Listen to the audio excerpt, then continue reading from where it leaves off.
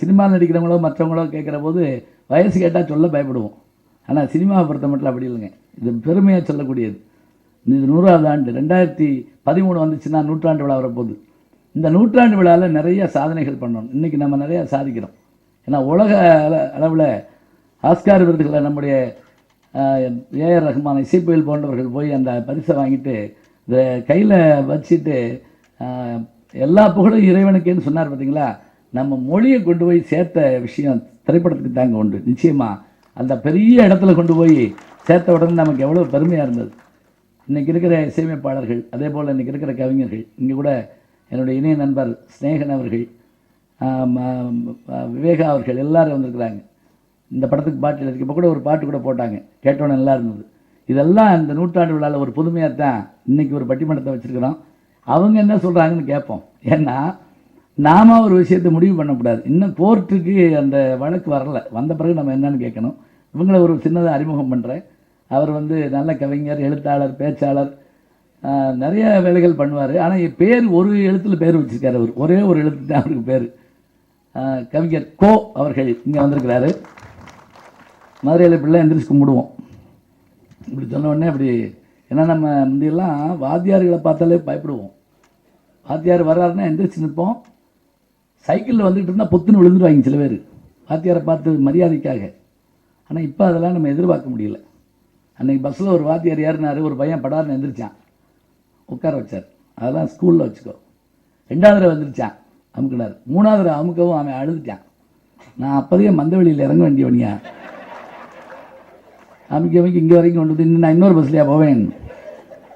அதனால் எங்கே மரியாதை கிடைக்குது பார்த்துக்கிறோம். நம்ம பாட்டுக்கு ரொம்ப கவலைப்படக்கூடாது. இப்போ சில பேர் அவங்க பாட்டுக்கு எஞ்சி இருக்கட்டுன்னு போவாங்க. ஏய் நான் வெளியே போகிறேனியா அப்படின்னு. அதெல்லாம் உண்டு. நல்ல திறமைகள் கொண்டவர். அதே போல் இந்த பக்கம் இவங்க இவர்களுக்கு நாகர்கோவில் அவங்களுக்கு சொந்த ஊர். தொலைக்காட்சிகளில் பார்த்துருப்பீங்க. என்ன இன்னும் கொஞ்சம் ஜவப்பாக இருப்போம், தொலைக்காட்சிகளில் கொஞ்சம் மேக்கப்புக்கு போட்டு உட்காந்துருப்போம். நல்லா அருமையாக பாடுவாங்க. இப்போ பட்டிமன்றங்களில் அது ஒரு முக்கியமான விஷயமாயிருச்சு. இந்த செல்வராஜ் கூட வந்திருக்கிறாரு. அருமையாக பாடுறதுங்கிறது முக்கியமான விஷயமாயிருச்சு. எனக்கு பாட தெரியாது, நான் உண்மையை சொல்லிடுறேன். ஞான சம்பந்தன்னு பேர் வச்சாங்களே தவிர எனக்கு பாட தெரியாது. அது கூட ஒரு சின்ன இது, நான் ஒரு ஃப்ளாஷ்பேக் சொல்கிறதா இருந்தால், எங்கள் அப்பா சோழவந்தானில் திருமுறை கழகம்னு வச்சுருந்தார். தொடக்க விழா அன்னைக்கு அந்த ஓதுவாரை காணோம். அப்போ எனக்கு ஒரு 4 வயசு இருக்கும். சரி இந்த கடவுள் வாழ்த்து பாடணும் அப்படி, நீ பாடுறியான்னாரு. எனக்கு அப்போயே மைக்கை பார்த்து ஒரு ஆசை எடுத்துக்கு போட்டிருக்கு. போய் மைக்கை பிடிச்சி தோடுடைய சிவின்னு பாடிவிட்டேன். அங்கே வந்திருந்த அந்த மடாதிபதி என்ன பண்ணார், பையன் பேர் என்னான்னு கேட்டோடனே என் பேரை எங்கள் அப்பா சொன்னார். குலதெய்வம் அங்காளேஸ்வரர் அங்குச்சாமின்னு வச்சுருக்கோம். இதான் என் சொந்த பேர். இது ரகசியம்ங்கிறதால நான் மைக்கில் சொல்கிறேன். ஆமாம். உடனே அவர் என்ன சொன்னார், இல்லை ஞான சம்பந்தன்னு வைங்க அப்படின்னாரு. ஒரே பாட்டில் பேர் வாங்கினா ஒரே ஆள் நான் தான். அதுக்கு பிறகு பாடலாம். அதான் பேர் வாங்கியாச்சுல, அப்புறம் ரெண்டுக்கு பாடு. டிகிரி வாங்கிட்டு படிப்பானே அவனாவது இல்லை. இப்போ உங்களுக்கு தெரிஞ்சிருக்கும், பாட தெரியாதுங்கிறதுக்கு எப்படி பேச்சு பேசுகிறாங்க இருந்தாலும் அப்படின்னு சொல்லி எது வேணாலும் உண்மையாக எடுத்துக்கங்க. இருக்கட்டும். அவங்க அருமையாக பாடுவாங்க, நல்லா பேசுவாங்க. அவர்களுக்கு சொந்த ஊர் நாகர்கோவில். கவிஞர் மலர்விழி அவர்கள் இங்கே வந்திருக்கிறாங்க. இந்த 2 பேரும் தான் பேச இருக்கிறாங்க. அவங்க பேசுகிறது, நான் சொல்கிறது எல்லாம் முடிஞ்ச பிறகு இன்னும் ஒரு சஸ்பென்ஸ் இருக்குது. அது என்னன்னு நான் இப்போ சொல்ல மாட்டேன், அது அப்புறம் சொல்லுவேன். எவ்வளவு நேரம் பேசணுங்கிறது முக்கியமாக சொல்கிறது என்னென்னா, எங்கே போனாலும் இதை நான் கேட்டுக்குருவேன். ஐயா எவ்வளவு நேரம் பேசணும் ஏற்பாடு பண்ணுறவங்ககிட்ட. ஏன்னா ஒரு சின்ன கிராமத்துக்கு நான் பேச போயிருந்தேன். எவ்வளவு நேரம் பேசட்டும்னோடனே அந்த பஞ்சாயத்து போர்டு பிரசிடென்ட் ஒடியாந்து என் கையை பிடிச்சிக்கிட்டாருங்க. இப்படிலாம் கேட்காதீங்க, இது உங்கள் ஊர், எவ்வளவு நேரம் வேணாலும் நீங்கள் பேசுங்க, நாங்கள் போயிடுவோம் அப்படின்னாரு. எங்களுக்கு வேலை இருக்கு இல்லையா. அப்புறம் நான் வேலையை தரணும், ஊராக போய் பேசிக்கிட்டு இருக்கேன். எவ்வளோ நாசுக்காக சொல்கிறாங்க பாருங்க. நாங்கள் இருக்கோம் இருக்குல்லைங்கிறது. அதனால் அவருடைய கருத்தை சொல்லுவார். இவங்க அந்த கருத்தை ஏற்று அந்த கருத்துக்கு விளக்கம் சொல்கிறது. இதில் மறுக்கிறதுக்கெல்லாம் ஒன்றும் சொல்ல முடியாது. ஏன்னா நல்லா இருக்குது, ரொம்ப நல்லா இருக்குது, அவ்வளோதான் பேச முடியும். இது ஏன் இப்படி ஆனது அப்படிலாம் பேசக்கூடாது. 2 பேரில் இப்போ ராமனுடைய தம்பிகளில் சிறந்தவர் யார், இலக்குவனா பரதனா அப்படின்னா 2 பேருமே சிறந்தவங்க. அதில் ரொம்ப சிறந்தவங்க யார்? இப்போ நாங்கள் வாத்தியார்கள்னால் என்ன செய்கிறோம், மதிப்பெண்ணில் சிறப்பாக இருக்கவங்களுக்கு மார்க் போட்டே வருவோம். அதில் என்ன ஆச்சரியம்னா, இந்த பேப்பர் கொடுக்குறப்ப தான் வகுப்பறை அமைதியாக இருக்குங்க. மயான அமைதி நிலவும். பார்த்துருக்கீங்களா? நீங்கள் பறந்துருப்பீங்க அநேகமாக வகுப்புக்கெல்லாம் போய். அப்படி உள்ளே வர்ற போது பேப்பர் கட்டோட வாத்தியார் வந்தார்னா நெஞ்சு நின்று போன மாதிரி இருக்கும். அப்படியே இப்படி கொடுத்த உடனே ஒரு பையன் வாங்கி இங்கே இப்படி பார்த்துருக்கேன். இங்கிட்டு பெண்கள் அந்த பிள்ளை வாங்கி தேம்பி அழுதுச்சான். 2 மார்க் போச்சு. 98 மார்க் வாங்கியிருக்கு. 2 மார்க்கில் அழுகுது. இங்கிட்ட ஒருத்தன் 12 மார்க் வாங்கி கேட்கன்னு சிரிக்கிறான். இவர் கேட்டார், வெக்கமா இல்லையா? 98 வாங்கி அழுகுது, 12 வாங்கி சிரிக்கிறேன். அவன் சொன்னா இந்த 12 எப்படி போட்டான்னு தெரியல, நான் ஒன்றுமே எழுதலை, யாரோ ஒரு வேலை படிக்காமல் திருத்திருக்கான். யாரை எங்களை தான் சொல்கிறான். நான் வகுப்புலேயே கேட்டுவிட்டேன், எப்போ பார்த்தாலும் பொம்பளை பிள்ளையே மார்க் வாங்குறது, நீ ஏன் வாங்குறதில்ல? அதுக்கு அவன் என்ன செஞ்சான் தெரியுமா? ஒரு பையன் எழுந்திரிச்சு, இனிமேல் நீங்கள் இந்த மாதிரி எங்கேயும் பேசக்கூடாது அப்படின்னா. ஏன்டா அப்படின்னே, பொம்பளை பிள்ளை ஏன் மார்க் வாங்குது? அவன் என்ன கேட்டான், நல்லா படிக்குது வாங்குது அப்படின்னு. அதெல்லாம் இல்லை, கல்வி கடவுள் யாரு அப்படின்னா. சரஸ்வதி அப்படின்னா. சரஸ்வதி யாரு? அடுத்த கேள்வி கேட்டான். சரஸ்வதி பொம்பளை. பொம்பளைக்கு தானே மார்க் போடும். எங்களுக்கு ஒரு கடவுளை கண்டு இப்படிலாம் எப்படி யோசிக்கிறாங்கன்னு தெரியல. இத்தனைக்கும் இதெல்லாம் சிலபஸில் கிடையாதுங்க. நல்லா பார்த்தீங்கன்னா சிலபஸில் இல்லாத அருமையாக படிப்பாங்க எப்போவுமே. இப்போ நீங்கள் டான்ஸ் ஆடுற பிள்ளைகள், அதே மாதிரி மேடையில் பாடுற பிள்ளைகளை பாருங்களேன், இவங்க யாரை இதெல்லாம் பாடத்தில் வச்சோமா? இல்லை. என்ன தெரியுமா? விரும்பி செய்கிற எந்த விஷயத்துலையும் சோர்வு இருக்காதுங்க. அதுதான் உண்மையிலேயே உண்மை. அதுக்கு ஒரு எடுத்துக்காட்டு என்ன தெரியுமா? காதல். காதல் அவனாக தான் செய்யணும். ஆள் விட்டு போய் பார்க்க முடியுமா? முடியாது. அது 4 மணிக்கு எந்திரிப்பான். அந்த பிள்ளை 3 மணிக்கு எந்திரிச்சு கோலம் போடுறது 2 மணிக்கு எந்திரிப்பான். காதல் வந்தது அது காரணம், விருப்பப்பட்டு செய்கிற எந்த செயல்பாட்டிலையும் சோர்வு இருக்காது. இதுதான் உண்மையும் கூட. அதனால் நான் முதல்ல சொல்லிட்டு வந்த மாதிரியான சில விஷயங்களை பேசியிருக்கிறோம். இப்போ அவங்க பேசுவாங்க.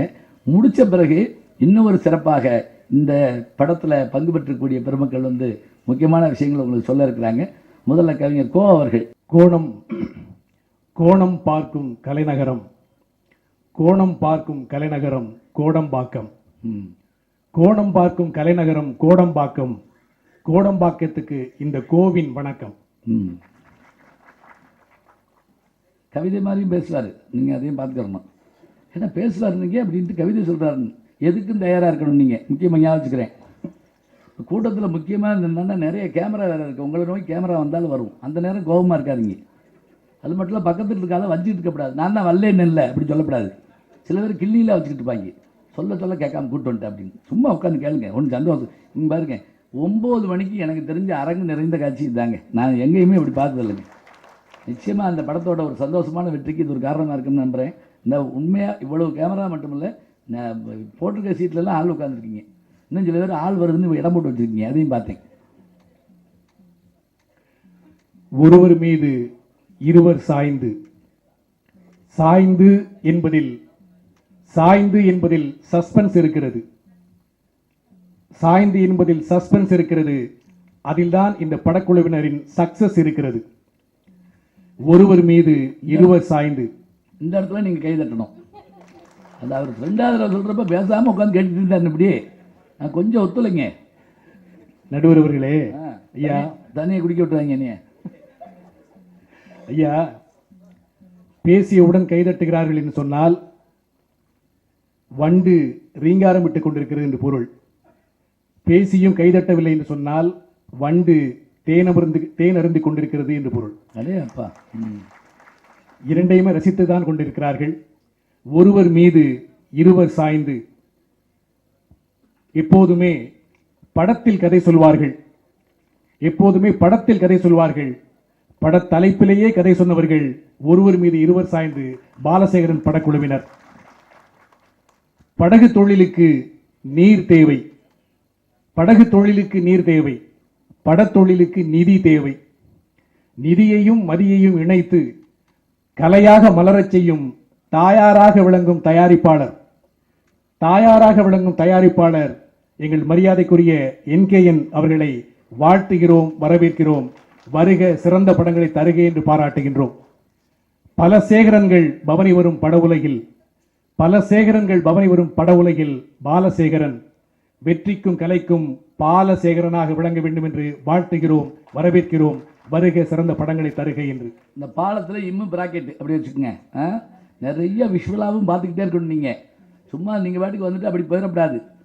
இன்னும் சொல்லப்போனால் சில பேர் முக்கியமான விஷயம் பேசிக்கிட்டு போய் பார்க்க இருப்பாங்க, பார்த்துருக்கீங்களா?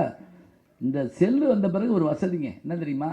கொஞ்சம் பேச்சாளருக்கு கொஞ்சம் அருமையாக பேசுகிறாருன்னா உடனே ஆரம்பிச்சிருவாங்க. வெறும் செல்ல காதில் அப்படியா அப்படின்னு கிளம்புவாங்க. ஒன்றும் வந்திருக்காது. அதில் என்ன 4 பேர் என்னையமானே அப்படின்னு சொல்லி பின்னாடி போவாங்க. நடுவர்கள் அப்படி ஒரு தடவை நடந்தது. ஒரு பேச்சாளர் ஒரு 1.5 மணி நேரம் பேசி முடிச்ச உடனே அரங்கத்தில் எழுந்த கைதட்டல், அலைகடல் ஆர்ப்பரிப்பு. ம் அவரே பெருமிதம் அடைஞ்சு நெகிழ்ந்து போயிட்டார். நான் என்ன அவ்வளவு சிறப்பாவா பேசினேன் அப்படின்னு கேட்டார். அவங்க சொன்னாங்க, நீங்க பேசினதுக்காக இந்த கைதட்டு இல்லை, பேசி முடிச்சதுக்காக இந்த கைதட்டுன்னு சொன்னாங்க. ஆர்வமாக எதிர்பார்த்துட்டு இருக்காங்க. நன்றி வணக்கம் அந்த வார்த்தைக்காக. அரங்கில் நிறைந்திருக்கும் அத்தனை பெருமக்களையும், தமிழ்நாட்டின் தலைநகரை தமிழின் தலைநகரில் இருந்து வந்திருந்து வணங்குவதில் பெருமை கொள்கிறேன். இங்கே முத்துக்கள் 3 என்று ஒரு திரைப்படம் வந்திருந்தது. இங்கேயும் 3 முத்துக்கள் வந்திருக்கிறார்கள். ஒருவர் இசைத்தகடை வெளியிட, அவர்தான் வள்ளலின் வாயால் தன் வாரிசு என்று அழைக்கப்பட்ட திரு பாக்யராஜ் அவர்கள். அவரையெல்லாம் பெயர் சொல்லி உச்சரிப்பதற்கு எனக்கு தகுதி கிடையாது. இருந்தாலும் சொல்ல வேண்டும் என்பதற்காக சொல்கிறேன், மன்னித்துக் கொள்ளுங்கள். யாருன்னு தெரியாமல் போயிருமில்ல, அப்புறம் நீங்கள் சொல்லுங்கள். அது பூரா மர்மமே விட்டு அவர் நல்லவர், அவர் வல்லவர், அவர் அப்படிப்பட்டவர், அவர் வந்திருக்கிறாருன்னா எல்லாரும் நம்ம தான் நினச்சிக்கிட்டு உட்காந்துருப்பாங்க. அது வேற. அதே போல இசைத்தகடை பெற்றுக்கொள்ள வந்திருக்கின்ற திரு விசு அவர்கள், மெஸ்மரிசம் என்ற வார்த்தை கேள்விப்பட்டிருப்போம். திரையரங்குகளில் அவர் செய்த மெஸ்மரிசத்துக்கு இனிமேல் விசுமரிசம் என்று கூட பெயர் வைத்து விடலாம். நல்லா இருக்குது. அவ்வளவு சிறப்பான படைப்புகளை வழங்கிய திரு விசு அவர்கள் வந்திருக்கிறார்கள். அதோடு கலகல பட்டிமன்றம் என்ற தலைப்பினை வழங்கி இங்கே தலைமையேற்று நடத்தி கொண்டிருப்பவர் ஒரு முத்து, எங்கள் ஐயா கலைமாமணி முனைவர் ஞானசம்பந்தன் அவர்கள். பட்டிமன்ற கெட்டிக்காரர் அவர்கள். ஒரு ரைட்டர், அவர் ஒரு டியூட்டர், வாங்கியது டாக்டர், அவர் ஒரு ஆக்டர். இன்னைக்கு தான் எனக்கே தெரியும். இத்தனை இதுக்கு தான் பட்டிமன்றத்துக்கு இப்படி ஆளை கூட்டு வரணுங்கிறது. இது வீட்டில் வந்து சொல்லுங்க. முத்துக்கள் 3 முத்துக்கள் வந்திருக்கிறார்கள். இந்த 3 முத்துக்களுக்கு ஒரு ஒற்றுமை இருக்கிறது, பார்த்திருக்கிறீர்களா? மூவருக்கும் நாவின் சுவை நகைச்சுவை. ஆதலால் அவர்கள் இந்த விழாவிலே பெருமைப்படுத்திக் கொண்டிருப்பதை, அந்த விழாவிலே என்னை போன்றவர்கள் பங்கேற்றுக் கொண்டிருப்பதை நான் மிகவும் பெருமையாக கருதுகின்றேன். உடன் வந்து பேச வந்திருக்கும், உரையாட வந்திருக்கும் திருமதி மலர்விழி அவர்கள், குமரி மாவட்டத்து குரல் ஓவியம், மிகச்சிறப்பாக பாடுவார்கள் என்று சொன்னீர்கள். குமரி மாவட்டத்து குரல் ஓவியம், நாடெங்கும் நகைச்சுவையில் பின்னி பிடல் எடுக்கும் பேரருவி, பட்டிமன்ற மனோரமா. இதில் எது தமிழ் எது இங்கிலீஷ்னே தெரியல. பார்த்தீங்களா? பின்னி பிடல் எடுக்குமா நடுவில் வர்ற வார்த்தை. ஒரு குழந்தைகிட்ட நான் கேட்டேன், எத்தனாவது படிக்கிறேன்னு. 4th standard அப்படின்ச்சு. தமிழில் சொல்ல அப்படின்னேன். 4th ஸ்டாண்டர்ட் தமிழ் தானே அப்படின்னு கேட்டுச்சேன்ட்ட. எனக்கு அழுகையே வந்துருச்சு. நம்ம தான் தெரியாமல் திட்டம் போட்டிருக்கோம் அப்படின்னு. ஐயா அவர்கள் பட்டிமன்ற மனோரமா, அவர்கள் பட உலக மனோரமா, இவர்கள் பட்டிமன்ற மனோரமா. நாங்கள் இருவரும் எங்கள் கருத்து மலர்களை கலைமாமணியின் தோள்களில் சாய்ந்து சொல்ல வந்திருக்கின்றோம். அந்த ஒருவர் மீது நாங்கள் இருவர். நடுவர் அவர்களே, தெய்வ படங்களை பார்த்தோம் என்றால் தெய்வங்களுக்கு பல கைகள் இருக்கும். 4 கரங்கள், 5 கரங்கள், 12 கரங்கள் எல்லாம் இருக்கும். தெய்வங்களுக்கு எத்தனை கரங்கள் இருந்தாலும் தோள்களை பாருங்கள், 2 தோள் தான் இருக்கும். அது எதுக்கு தெரியுமா? இந்த பக்கம் ஒருத்தர் சாஞ்சிக்கிறதுக்கு, இந்த பக்கம் ஒருத்தர் சாஞ்சிக்கிறது. ஒருவர் மீது இருவர் சாய்ந்து என்பதை தெய்வமே மணிக்குலத்துக்கு அந்த படத்தின் மூலமாக காட்டுகிறது என்று பொருள். இந்த ஒருவர் மீது இருவர் என்பதை விட, ஒருவரிடம் 2 விஷயங்கள் இருந்தால் அவர்கள் எப்படி உலக புகழ் பெறுவார்கள் என்பதற்கு நிறைய விஷயங்கள் இருக்கின்றன. உதாரணத்திற்கு மகான் காந்தி அவர்கள் மகத்தான நகைச்சுவையாளர். நகைச்சுவை உணர்வு மாத்திரம் எனக்கு இல்லை என்றால் நான் இப்போது பைத்தியமாகி இருப்பேன் என்று காந்தி அவர்கள் சொன்னார்கள். ஒரு இடம் மழையில பேசியிருந்திருக்கிறாரு, மைக்ல பேசியிருந்திருக்காரு. மழை பெஞ்சிட்டு இருக்கு, மைக்ல பேசியிருந்திருக்கிறாரு. ஒருத்தர் ஓடி வந்து காந்தி கொடை பிடிச்சிருக்காரு. இவர் விலக்கி விட்டுட்டு பேசிட்டே இருந்திருக்கிறார். திரும்ப வந்து கொடை பிடிச்சிருக்கிறார். இவர் விலக்கி விட்டுட்டு பேசிட்டே இருந்திருக்கிறார். திரும்ப வந்து கொடை பிடிச்சிருக்காரு. நியாயமா கோபம் வரணும். காந்திக்கு கோபம் வரல. கோபம் வந்திருந்தா அவர் காந்தி இல்லை. அவர் சொன்னாரு, சரிதான் சரிதான், அவர் எனக்கு கொடை பிடிக்க ஓடி வந்தார் நினைக்கிறீங்க? இல்ல, அதான் இல்ல, இந்த மைக் அவரோட மைக்கு நினைக்கிறேன், அது நினைஞ்சிடக்கூடாதுன்னு சொல்லி ஓடியாந்து கொடை பிடிக்கிறாருன்னு சொல்லி காந்தி சொன்னாராம். இல்லை, நம்ம காந்தின்னு நம்ம சீரியஸாகவே சிலது பார்க்குறோம். பார்த்தீங்களா? வெளிநாட்டுக்கு போயிருந்தப்ப அவர்கிட்ட ஒரு உலகத்திலே பெரிய நீர்வீழ்ச்சியை பார்க்க அவரை கூப்பிட்டாங்களாம். வாங்கலாம் போய் பாட்டு வருவாங்க. ரொம்ப பெரிய நீர்வீழ்ச்சி, உயரமான இடத்துலேருந்து விழுகுதுன்னு. இல்லை அதை காட்டிலும் பெருசு நான் பார்த்துருக்கேன் அப்படின்னாராம். என்ன நீங்கள் மழை பெய்யுறதுன்னு இருக்காங்க. யார்? காந்தி சொன்னாராம். மழை அது அதை காட்டிலும் உயரமாக. இது வரைக்கும் யோசிச்சிருக்கோமா நம்ம? இது அதாவது என்னன்னாங்க, இன்னொரு குணம் அவங்கள்ட்ட பிரமாதமாக இருக்குங்க. ஐன்ஸ்டீன் பற்றி சொல்லுவாங்க. ஐன்ஸ்டீன் வந்து பெரிய விஞ்ஞானி, அருமையான ஹியூமரிஸ்ட்டு. ஒரு வயலின் வாசிக்கிட்டு இருந்தாராம். ஒருத்தர் வந்திருக்காரு, அவருடைய நண்பர். அவர் வந்து ஹியூமரிஸ்ட்டு, அவர் பெரிய நகைச்சுவையாளர். அவர் வந்த உடனே இவர் வயலின் வாசிக்கிறத பார்த்துட்டு பூன்னு சிரிச்சிருக்காரு. என்ன அப்படின்னாராம். இல்லை, நீங்கள் வயலின் வாசிக்கிறத பார்த்து சிரிச்சு அப்படின்னு உடனே இந்த பாரு, நீ ஜோக் அடிச்சு நான் என்னைக்காவது சிரிச்சிருக்கேண்ணா? ஆடி போயிட்டா அந்த ஆள். இப்படி யாராவது கேட்பாங்களா? நீ வயலில் வச்சு சிரிச்சியே, ஓடி இருந்தா அப்படியே. என்ன சொல்லுங்க நடுவர் அவர்களே, காந்தி அவர்கள் அவர் தேசியம் பேசினார் என்றுதான் தெரியும். நீங்கள் சொன்னதைப் போல தேசியம் ஒரு தோளில் இருந்திருந்தால் இன்னொரு தோளில் தேசியமும் இந்த பக்கம் ஹாசியமும் இருந்த காரணத்தினால், தேசியமும் ஹாசியமும் இணைந்த காரணத்தினால காந்தி அவர்கள் உலக புகழ் பெற்றார்கள். உலக தலைவர் காந்தியிலிருந்து உள்ளூருக்கு வருவோம். ஐயா ஜீனி சின்ன வயசுல நிறைய சாப்பிட்டுக்கிறோம். நீங்களும் சாப்பிட்டுருப்பீங்க, நானும் சாப்பிட்டுருக்கேன். அதனால என்ன இருக்குன்னு தெரிஞ்சிருக்கோம் உங்களுக்கு. ஜீனி பிடிக்காத சிறுவர் உண்டு, ஜீனி பிடிக்காத சிறுவர் உண்டு, ரஜினி பிடிக்காத ஒருவர் உண்டோ? ஏன் அவரை எல்லாருக்கும் பிடிக்கும்னா அவருடைய ஒரு தோளில் ஸ்டைலும் இன்னொரு தோளில் சுறுசுறுப்பும் மறந்திருந்த காரணத்தினாலே ரஜினி அவர்கள் பெரிய ஆளானார். ஐயா பாகவதர்னா பாட்டு, ஃபைட்டுனா எம்ஜிஆர், ஸ்டைல்னா ரஜினி, ஆக்டிங்னா சிவாஜி, ஆக்டிங்னா சிவாஜி, ஆல்ரவுண்டர்னா கமல். அந்த கமல் உங்கள் நண்பர் என்பது உங்களுக்கு கூடுதல் புகழ். அந்த கமலுக்கு ஏன் அவ்வளவு பெருமை? கலைஹாசனாக இருக்கிறார் என்று சொன்னால் ஒரு தோளில் அவருக்கு கலையும் இன்னொரு தோளில் காதலும் இருக்கின்ற காரணத்தினாலே கமல்ஹாசன் அவர்கள் கலைஹாசனாக விளங்கி கொண்டிருக்கிறார்கள். ஒரு தோளில் சினிமா காதலும் முக்கியமாக சொல்லணும். ஏன்னா எல்லா விஷயத்திலும் ஈடுபாடு இருக்கும், அதுதான் ரொம்ப முக்கியம். அவர்கிட்ட நான் என்ன பார்த்து வியப்பந்துறீங்களா, ஒரு வகையான வெர்சடைல். எப்படின்னா ஒரு கவிதை சொல்லுவார், ரொம்ப ஆச்சரியமாக இருக்கும். சூரிய பகவானை பற்றி ஒரு கவிதை சொன்னாருங்க. நீ குந்தி தேவிக்கு குழந்தையும் கொடுக்குறாய், என் சோலார் வாட்சுக்கு சாவியும் கொடுக்குறாயே அப்படின்னு எழுதியிருந்தாருங்க. கமல் கவிதை இது. இன்னும் வெளிவல்ல, நான் தான் சொல்லிக்கிட்டு இருக்கேன் அப்படியே. ஏன்னா அவர் நான் சொன்னேன் இப்போ வெளி கொண்டு வாங்க அப்படின்னு. இப்படி தமிழ்வாதியாராக இருந்தால் இலக்கணத்தில் சிந்திப்போம், அறிவியலாளர்கள் இருந்தால் சயின்ஸை சிந்திப்பாங்க, ஆன்மீகவாதிகளாக இருந்தால் புராணத்தில் சிந்திப்பாங்க. இந்த மூணையும் ஒன்றா சேர்க்கறதுங்கிறது சிலரால் தாங்க முடியும். சொல்லுங்கய்யா. அடுத்து அவங்களும் பேசணும், கொஞ்சம் பார்த்துங்க. ஐயா நான் அந்த அம்மா அவ்வளோ தூரம் பிரயாணம் 13 மணி நேரம் பிரயாணம் பண்ணி வந்திருக்கு. வந்து நன்றி வணக்கம்ட்டு போச்சுன்னா என்ன இருக்கும் பாருங்க. ஐயா நேரம் ஆச்சுன்னா மணி அடிச்சிருங்க. அந்த மணியை காணமையா? அதுதான். ஆனால் மணியால் அடிச்சிடாதீங்க. ஐயா ஒரு ஜோக் முன்னால் படிச்சிருக்கிறேன். ஒரு பெண் சொன்னாங்களாம், ஒரு ஆம்பளை 2 பெண்களை கல்யாணம் பண்ணக்கூடாது அப்படின்னு சட்டம் கொண்டு வந்ததுக்காக அரசாங்கத்துக்கு பெண்குலமே கடமைப்பட்டிருக்கு. ஒரு ஆம்பளை 2 பெண்களை கல்யாணம் பண்ணக்கூடாது அப்படின்னு சட்டம் போட்டதுக்காக பெண்குலமே கடமைப்பட்டிருக்கு. அதுக்கு ஒரு ஆம்பளை சொன்னானா, ஒரு ஆம்பளை ஒரு பொம்பளை கூட கல்யாணம் பண்ணக்கூடாதுன்னு சட்டம் போட்டிருந்தா அரசாங்கத்துக்கு ஆண்குலமே கடமைப்பட்டிருக்கும். அவங்க எவ்வளோ அவனுக்கு பாவம். நடுவர் அவர்களே, 2 பேரை சாய்த்து கொண்டு காதல் செய்து திருமணம் செஞ்சுட்டார் ஒருத்தர். ஒரு பொண்ணு படிக்காத பொண்ணு, இன்னொரு பொண்ணு நல்ல படித்த ஆங்கில அறிவு உள்ள ஒரு பொண்ணு. இருந்தாலுமே இவருக்கு வாழ்க்கையில் போர் அடிச்சிருச்சு. தொல்லை இழுத்து வச்சுக்கிட்டேன், நான் காலத்துக்கும் தொல்லை இழுத்து வச்சுக்கிட்டேன். ஒய்ஃப்னா என்ன தெரியுமா? It's not a word, it's an abbreviation, WIFE. இந்த 4க்கு ஒரு வார்த்தை இருக்கு அப்படின்னு சொல்லி சொன்னாங்க கோபத்தில். என்னன்னு கேட்டாங்க. ஒய்ஃப் அப்படின்னா ஒரிஸ் இன்வைட்டட் ஃபார் எவர் அப்படின்னா. படிக்காத பொண்ணு ஒன்றும் புரியல, கப்சி பொண்ணு இருந்தா. படித்த பொண்ணு என்ன பண்ணா, எப்படிங்க திருப்பி சொல்லுங்க அப்படின்னு. ஒரிஸ் இன்வைட்டட் ஃபார் எவர், அதுதான் ஒய்ஃப் அப்படின்னா. அது சொல்லிச்சு WIFEங்கிறது வந்து ஒரிஸ் இன்வைட்டட் ஃபார் எவர் இல்லைங்க, வித் இடியட் ஃபார் எவர் அப்படின்னு சொன்னம்மா. இப்போ இவன் கப்சி பொண்ணு ஆயிட்டான். நின்று பேசிய பேச்சு நிற்க வேண்டும் என்று நான் விரும்புகின்றேன். உங்கள் அன்பாம் ஆதரவும் எனக்கு வேண்டும் என்று கேட்டுக்கொண்டு வாய்ப்புக்கு நன்றி கூறி விடைபெறுகிறேன். நன்றி, வணக்கம். மனம் கொண்டு மையம் கொண்டு வாழ்க வாழ்க எங்கள் தேசம் என்று, ஜாதிகள் வேறு சமயங்கள் வேறு பாஷை வேறு மக்கள் பண்பு ஒன்று, வெவ்வேறு வேர்கள் கூடும் எம் மண்ணிலே, வெவ்வேறு கிளிகள் பேசும் எம் காற்றிலே, கீதை பைபிள் குர்ஆன் எல்லாம், கீதை பைபிள் குர்ஆன் எல்லாம் எமது தாய்க்கு பொது வேதமாகும்.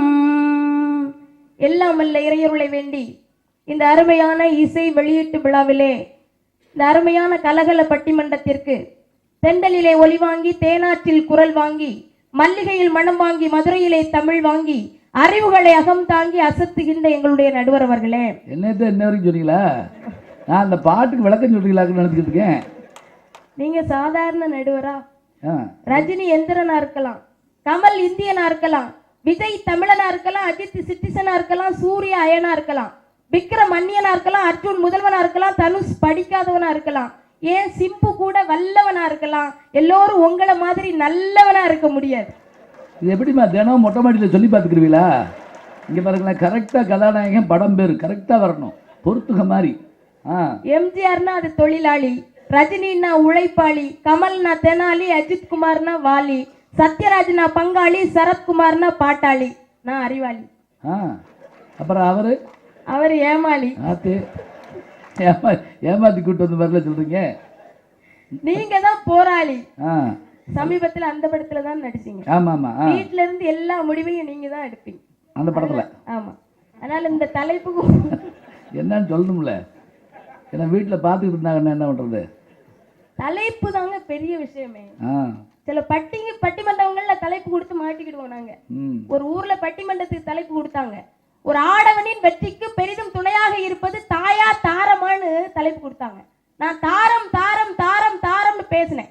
தாரம் தாரம் தாரம்னு பேசிட்டு கீழே வந்தேன். ஒரு பையன் சொல்றான், என்னமோ தாரம் தாரம் நீங்களே, கடைசி வரைக்கும் ஒண்ணுமே தரலீங்களேங்கிறான். நல்ல வேளை ஜாக்கோட வராம போனேன். ஆனா எல்லாரும் கவிதைக்கு தலைப்பு வைப்பாங்க. ஆனா இங்க ஒரு கவிதையே தலைப்பா வச்சிருக்காங்க, ஒருவர் மீது இருவர் சாய்ந்து அப்படின்னு. ரொம்ப சந்தோஷமா இருக்கு.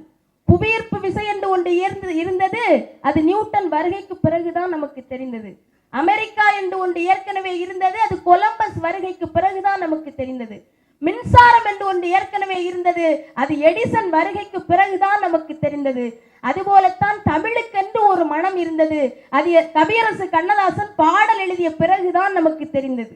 அதுபோலத்தான் கிராமத்திற்கென்று ஒரு மனம் இருந்தது, அது இசைஞானி இளையராஜா இசையமைத்த பிறகுதான் நமக்கு தெரிந்தது. அந்த இசைஞானி இளையராஜா வழிவந்த இந்த இசையமைப்பாளர் அமைத்த இந்த இசை வெளியீட்டு விழாவிலே பேசுவதில் ரொம்ப பெருமை அடைகிறேன் நீதிபதி அவர்களே. ரொம்ப சந்தோஷமா இருக்கு. ஒருவர் மீது இருவர் சாய்ந்து, பொதுவா ஒருவர் மீது ஒருவர் தான் சாயம்னு சொல்லுவாங்க. ஒருவர் மீது ஒருவர் சாய்ந்தா அந்த வீடு கலகலப்பா இருக்கும், கலகலன்னு இருக்கும்.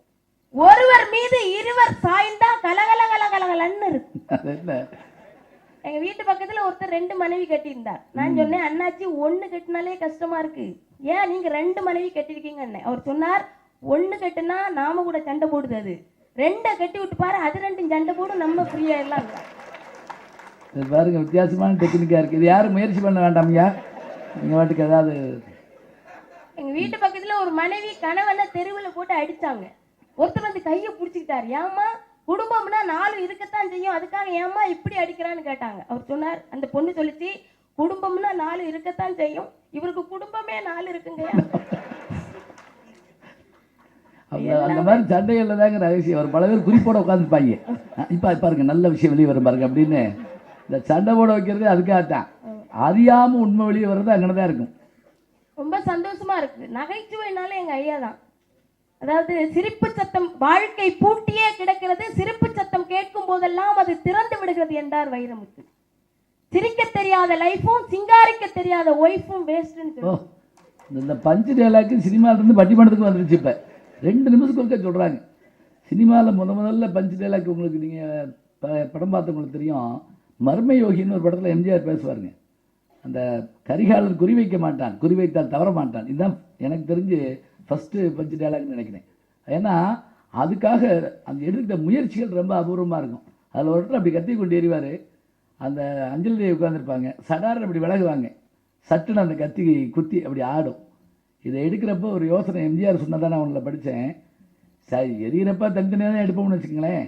ஆனால் அந்த ஆடுற மாதிரி தெரியறதுக்கு என்ன செய்யறதுன்னு சொல்லிட்டு முதல்ல கத்தியை குத்திட்டு அந்த அம்மா உட்கார வச்சு அப்படின்னு அப்படி லேசாக தட்டிட்டு விலக சொல்லியிருக்காங்க. அது அப்படி ஆடி இருக்கு. படத்தில் மிக ஆச்சரியமாக இருக்கும். அந்த சில டெக்னிக் இருக்கு பாருங்க, அதை அப்படி காட்டுற போது தான் அதனுடைய அழகு தெரியும். சொல்லுங்க. சூப்பருக்கும் ஆஃபருக்கும் ஒரு வித்தியாசம் இருக்கு நடுவர். இன்னொரு பஞ்சா என்னம்மா பஞ்சா வந்துகிட்டே இருக்கு. ஒருத்தருக்கு மனைவி அழகா இருந்தா அது சூப்பர், கொழுந்தி அழகா இருந்தா அதான் ஆஃபர். சினிமால கூட அடிக்கடி பாட்டு போடுவாங்க. கேட்கல. மச்சி நிச்சி வர்ற நேரம் மண்மணக்குது, மனசுக்குள்ள பஞ்ச வர்ண கிளி பறக்குது. எங்க ஊர்ல கூட எழுதி போட்டுருக்காங்க, கோயில் இல்லா ஊரில் குடியிருக்க கூடாது, கொழுந்தியா இல்ல வீட்டில் பெண் எடுக்க கூடாதுன்னு எழுதி போட்டிருக்காங்க. நல்ல ஊர் பாங்கூர். நம்ம உலகத்திலே இறைவன் படைத்த படைப்புகள் எல்லாமே 2 தான் இருக்கு. ஒருவர் மீது இருவர் சாய்ந்துன்னு சொல்லியிருக்காங்கல்ல நீதிபதி அவர்களே. கண்கள் 2, காது 2, கைகள் 2, கால்கள் 2. திருவள்ளுவர் எழுதிய திருக்குறள் கூட 2 வரிதான் நீதிபதி அவர்களே. இரவு பகல்னு 2, உயர்வு தாழ்வுன்னு 2, இன்பம் துன்பம்னு 2. கடவுள் எல்லாமே 2 படைத்ததன் காரணமே ஒருவர் மீது இருவர் சாய்ந்தா நல்லா இருக்கும். ஏமா இது நீங்க மறுக்க போறீங்கன்னு பார்த்தா நீங்களும் சேர்ந்து ஆமான்னு இருக்கீங்களா என்னன்னு தெரியல எனக்கு. இது வித்தியாசமா இருக்கு. ரொம்ப சந்தோஷமா இருக்கும். ஒருவர் மீது இருவர் சாய்ந்த ஒரு சுகமான தலைப்பு பாருங்க. சுகமா இருக்கும் நீதிபதி அவர்களே. இன்னைக்கு வாழ்க்கையில எல்லாமே 2 இருந்தா நல்லா இருக்கும். இரவும் பகலும் 2 இன்பம் துன்பம் 2 உறவும் பிரிவும் 2 உள்ளம் ஒன்று போதாதேன்னு கேட்டாரு கண்ணதாசன். இது மாதிரி இருந்தா ரொம்ப சந்தோஷமா இருக்கும். வாழ்க்கையில 2ங்கிறத பத்தி எல்லாம் எதுவுமே கஷ்டப்பட வேண்டாம் நீதிபதி அவர்களே. குடும்பத்துல கூட பாருங்க, சண்டை வந்தாதான் நல்லா இருக்கும். அதே அப்பா, ஒரு கணவன் 10 ரூபாய்க்கு பூ வாங்கிட்டு வரோம்னா மனைவி மேல பாசம்னு அர்த்தம். அதே கணவன் 100 ரூபாய்க்கு பூ வாங்கிட்டு வந்தா பூக்காரி மேல பாசம்னு அர்த்தம். எங்க போய் சொல்ல நானு ஆம்பளையா பார்த்து போவாங்கன்னு என்ன பண்ணுவாங்க? இப்போ கடவுள்களுக்கு கூட பாருங்க, முருகப்பெருமானுக்கு 2 மனைவி, வள்ளி தெய்வானு. பெருமாளுக்கு பாமா ருக்மணி, சிவபெருமானுக்கு உமாதேவி கங்காதேவி. எல்லாமே வாழ்க்கையில சகஜமா தானே நடந்துட்டு இருக்கு. அதானே ஒரு கவிஞர் சொன்னார், தெய்வான சக்களத்தி வள்ளி கோரத்தி நம்ம கதையில இருக்குதடி, சிங்கார மதுரையில் வெள்ளையம்மா கதை தினம் தினம் நடக்குதடி, தப்பாமல் நான் உன்னை சிறையெடுப்பேன் 1 2 இருக்கட்டுமே. ஒருவர் மீது இருவர் சாய்ந்தால் ரொம்ப சுகமா இருக்கும். இருக்கும் பாப்போம். இப்போ ஒருவர் மீது இருவர் சாயலாம், ஒன்றும் பிரச்சனை இல்லை. ஆனா அந்த இருவரையும் சமமா பாவிக்கணும், அதுதான் பெரிய விஷயமே. ஒரு கண்ணுல வெண்ணையும் இன்னொரு கண்ணுல சுண்ணாம்பையும் வைக்கவே கூடாது. 2 பேரும் சேர்ந்து அவன் கண்ணுல ஏதாவது வச்சு விட்டுறக்கூடாது. அதான் வைரமுத்து கூட அருமையா சொன்னாரு, ரோஜாவை மல்லிகையோடு மட்டுமல்ல ரோஜாவை ரோஜாவோடு கூட ஒப்பிடக்கூடாதான். பாருங்க, 2 பேர்த்தையும் ஒரு சமமா நினைக்கணும், அப்ப அந்த வாழ்க்கை நல்லா இருக்கும்னு சொன்னாங்க நீதிபதி அவர்களே. பொதுவாக ஒரு சிந்தனையை மட்டும் வச்சுட்டு போயிடுறேன். இந்த குழந்தைகள் பாருங்க, வளர்றதுக்கு முன்னால நடக்கிறதுக்கு முன்னால நம்ம காலை சுத்தி சுத்தி வரும். நடக்க ஆரம்பிச்சுட்டா பெரியவங்களாயிட்டா அவங்கள கையில பிடிக்க முடியாது. அதான் நம்ம கவிஞர் கூட சொல்லுவார், நடந்து விட்டால் சிறியவர்கள் பெரியவர்கள், நடத்தை கெட்டால் பெரியவர்கள் கூட சிறியவர்கள். எனவே இளைஞர்களே, காதலியுங்கள், காதலில் வரும் சந்தியாவை அல்ல சிக்கலில் தவிக்கும் நம் இந்தியாவை என்று கூறி அருமையான வாய்ப்பிற்கு நன்றி கூறி அமைகிறேன். நன்றி. கிரிக்கெட் பார்க்குறப்ப பாருங்களேன், அருமையான கேட்ச விட்டானியா எங்க மல்லாக்கு படுத்துக்கிட்டு விளையாட்டு பார்த்தாலும் தெரியும். கேரம் போர்டு விளையாடுற பார்த்துருக்கீங்களா? 4 பேர் விளையாடுவேன், 8 பேர் உட்காந்து யோசனை சொல்லுவேன், இந்த ரெட்டை ஏன் போட்டேன் அப்படிமா. சரி நீ விளையாடு, எனக்கு விளையாடுவே, அப்போ வாய் பற்றிட்டு சும்மா உட்காந்துட்டு யோசனை சொல்லலாம் 1000 பேர். இன்னைக்கு இந்த கதையை கூட அவங்க முழுசாக சொல்லலை, எங்கிட்ட சொல்லலை. எதுக்காகனா நாங்களே பூரா சொல்லிவிட்டோம்னு வச்சுருக்கோம், அப்புறம் ஊரோட போய் நாங்கள் பட்டி போட்டு இருக்க முடியாது. செய்தியை அவங்க வச்சுருக்கிறாங்க. இந்த கருத்தில் ஒருவர் மீது இருவர் செய்தால் அப்படிங்கிற இந்த கருத்தில் அவங்க சொல்ல வர விஷயத்தினுடைய நுணுக்கம் என்ன, அதை 2 பெரிய ஜாம்பவான்கள் நீங்கள் அந்த வால் போஸ்ட்லேயே பார்த்துருப்பீங்க. 2 பெரிய ஜாம்பவான்கள் இங்கே வந்திருக்கிறாங்க. அவங்க சில விஷயங்களை இங்கே சொல்ல இருக்கிறாங்க. இதில் வெளிநாடா வெளியீடு இருக்குது. அந்த வெளியீடுக்கு பிறகு இதில் சொல்லக்கூடிய அது படத்திலேயே வரக்கூடிய காட்சிங்கிறாங்க. முக்கியமான ஒரு இடத்துல அவங்க தோன்றி அதை சொல்லுவாங்கிறாங்க. அதனால் இப்போ நான் திருப்பி சொல்கிறது, இப்போ இலக்கியம் அல்லது இலக்கணம் அல்லது பொருளாதார பிரச்சனைகள் இந்த மாதிரி விஷயங்களை தலைப்படுத்திக்கிட்டோம்னா நான் திருப்பி சொல்லலாம். ஆனால் இது திரைப்படத்தில் வித்தியாசமான ஒரு கோணம். இந்த கற்பனை முழுவதும் உண்மையிலேயே டைரக்டருக்கு, அதனுடைய கதாசிரியர், வசனகர்த்தாக்கள், இன்னும் தொழில்நுட்ப கலைஞர்கள், தயாரிப்பு, இத்தனை பேருடைய மொத்த சிந்தனைங்க. ஒரு சினிமா நிச்சயமாக ஒரு சினிமாவுக்கு பின்னாடி ஒரு 10,000 பேராவது கட்டாயம் இருப்பாங்க. அந்த 10,000த்துலேயும் சிறந்தவங்க தான் இதில் ஜெயிக்க முடியும். எல்லாராலையும் எல்லாரும் ஜெயிச்சு போயிட்டாங்கன்னு சொல்ல முடியாது. ஒரு கூட்டத்தில் கேட்டாங்க, ஒரு பையன் கேட்ட கேள்வி எனக்கு ரொம்ப ஆச்சரியமாக இருந்துச்சு. என்ன தெரியுமா? ஒரு வழிகாட்டி மாதிரி ஒரு நிகழ்ச்சி பண்ணோம். அப்போ வந்திருந்த ஸ்டூடெண்ட்ஸில் ஒரு பையன் கேட்டார், என்ன கேட்டார் தெரியுங்களா? எல்லாரையும் டாக்டராவா இன்ஜினியராவா கலெக்டராவான்னு சொல்கிறீங்களே, ஏன் நடிகராவான்னு சொல்ல மாட்டேங்கிறீங்க? ஒரு கேள்வி கேட்டாருங்க கூட்டத்தில். இந்த கேள்விக்கு என்ன பதில் சொல்கிறது? இப்போ நாங்கள் தெரியாத கேள்வி வகுப்பில் கேட்டால் என்ன செய்வோம்?